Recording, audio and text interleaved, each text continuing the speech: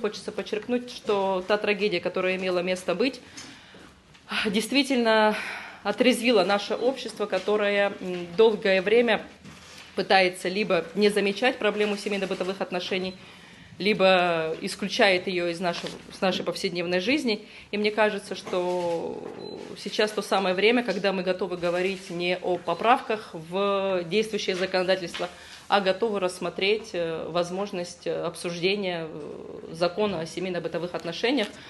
Я знаю, что на предыдущей сессии этот вопрос обсуждался и поднимался, и даны поручения соответствующим комитетам, комитету по правовой политике и социальному комитету.